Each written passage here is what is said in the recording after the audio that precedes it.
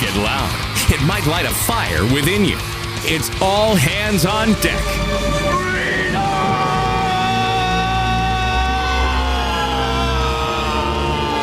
Now, for your listening pleasure, 94.9 News Now presents Mean Chet Martin and Fearless C.V. Burton.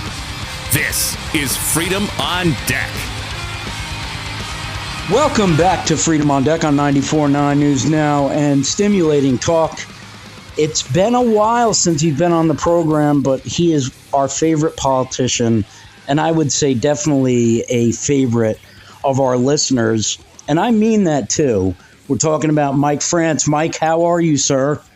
I'm doing great. How you doing, Chet? I'm good. You know, I say that because I have had some of our listeners say, you know, the only politician we like that's ever been on the show with you is Mike France. And we have had politicians on the show. They don't come on anymore, but we used to get a number of them. And, you know, because our base is obviously very right and very conservative, and they've always looked to you and said that you were a straight up guy. So I wanted to mention that as well, and just let you know that. Well, no, I appreciate that. It's high praise from your listeners. So we're going to Kathy Austin. Your primary is coming up on August 11th. Let's just talk about what's going on. I know you're going to start knocking doors. You're getting the voters involved. You want to hear what they have to say, and it's going to be a lot of the same because Connecticut is still in the hole and still people are frustrated. So let's talk about it. What are we talking about with the folks, and how do you see this shaping out with Miss Austin? Well, I think the biggest things that we see are certainly affordability, people making hard decisions on how they live their lives, what they can do for their children and raise their families, the cost of electricity in the state of Connecticut with the public benefits charge the legislature levied onto the people of this state. And you know, public safety is another factor. And then families, parental rights. We had two major bills this last session that Democrats pushed through under the excuse of a DCF failure, Department of Children and Families, to go after homeschooling parents. And it wasn't just that. It was anybody who chose not to put their child in public school now is subject to the oversight of the Department of Children and Families and a background check of everybody in their household.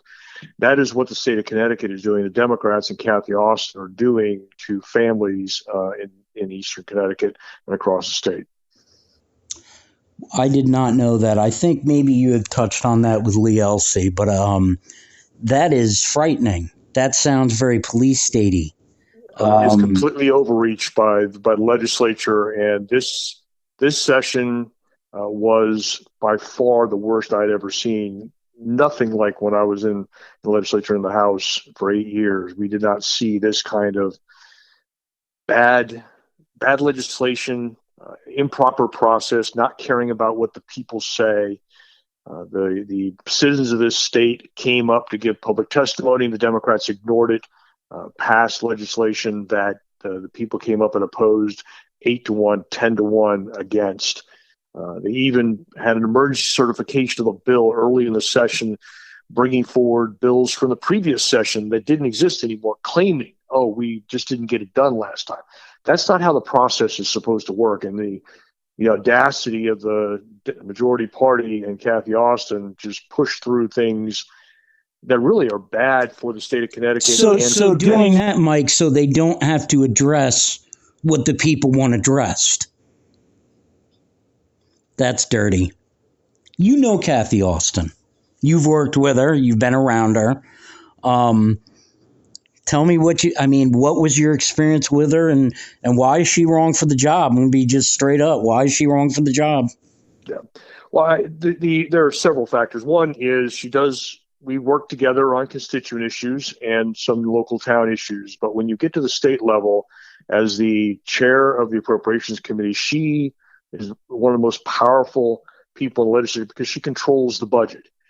And when you look back at her time when she was first selected up in Sprague, she almost bankrupted the town, which is why the voters of Sprague voted her out of being a first selectman back in 2019. And it's taken 6 years for the Republican leadership to bring that town back under good financial basis. Well, why is somebody who almost bankrupted her town in charge of the state budget? I had front row seat for 8 years serving on appropriations, including the last term being the ranking member representing the Appropriations Committee in my last term in the legislature. And I got to see all the bad things. And effectively, laws get passed, new taxes get put into place, and that money is supposed to be designated for a particular use. Kathy Austin has chosen to take that money and put it elsewhere. And so she's basically violating the trust of the people by not putting money in the budget where it is supposed to be based on the legislation passed to create the tax that was designated.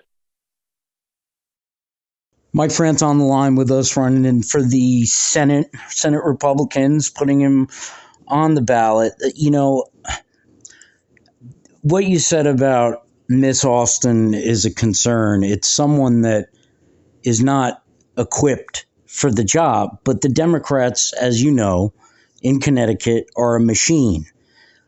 Sometimes it's very tough to break through because they have everything, including the state-run media, behind them. How do you counteract that? And what are you seeing from your constituents that are telling you that it's a possible win for Mike France? Well, the biggest thing that I come back from my experience running 5 campaigns for state rep, winning 4 of them, and growing by larger margins across the district. As I went through that process, the thing that I learned the most is you have to go ask for the vote. You need to knock that door, talk to the voter, and make your case of why they should vote for you. That is the core principle here. I also have the opportunity, because I have won my own town every time that I run for state rep, which is one of the 2 things that a Republican has to do in the 19th district. And I have the best chance of also bringing Montville, which no Republican has won. It used to be part of my district. These are the things in my experience in running campaigns, and the name ID that I have across the district is the most prominent factor in making me the best candidate to be able to take out Kathy Austin. I think the other challenge that she faces is with the volunteer firefighters being, frankly, not being cared about by the leadership of the city of Norwich. She's said nothing. And it's gone against what the people of Norwich want related to their volunteer firefighters and how they want to be served. And the people that are in power right now in Norwich have everything to do with Kathy Austin. She's the one who picked Larry Pemberton to be in the legislature for the 46th district. She was principal in helping the new mayor get there. So she has her fingerprints all over the leadership, and therefore is responsible for, unfortunately, them not listening to the people of Norwich. Those are characteristics that should not benefit Kathy Austin or her reelection. It is time for her to go home and retire, and somebody else is going to come in and actually serve the people and make sure that their voices are heard, unlike what Kathy Austin and the majority party Democrats have been doing for the last 30, 40 years in Connecticut. With the Norwich firefighters, and I know she has been, but by and large, why hasn't she been challenged on this more? It feels like she's kind of been skating the issue. Is this something you're going to go after her with? I will certainly raise the point, because it is important to listen to the people, and particularly on municipal issues, it is so important that the people's voice be heard and acted upon. And something that I learned serving 3 years on the town council in Ledger. It is the same principle as the city council in Norwich. You should be listening to the people. And when the vote is 3-1 in favor of maintaining the standard of volunteer firefighters, you don't turn around and say, I don't care what the people say. I'm going to do what I want to do. That is not leadership. That is not what they were elected to do. And Kathy Austin is principal in why the people that are in charge of Norwich right now are there. Mike France on the line with us. Mike, we have about a minute left, so I do want to give you the opportunity to tell everybody where to go, the site, and anything else that you want to put out there. Please do. Yeah, no, I appreciate it, Chet, and great to be back talking with your listeners. They can find me online on Facebook at Mike France for State Senate. We're still finishing up the fundraising. The antidote link is there. We are putting together our team and starting to knock doors and canvass the voters to reach out to them. That is the hard work that is going to get done. We do have a primary. There's another Republican out there that I believe I have a better chance of beating Kathy Austin than him, and I'm hoping the voters see that way, and I'll make my case at the door. Okay, Mike, we appreciate it. We'll get you back on real soon, okay? Excellent. Thanks, Chet. And good luck. Everybody, that's the one and only Mike France. It's good to have him back on the show, and we'll have him on very soon again. Make sure you go and support him, okay, guys? We'll be back with more Freedom on Deck on 94.9 News Now and Stimulating Talk, Fox News Radio.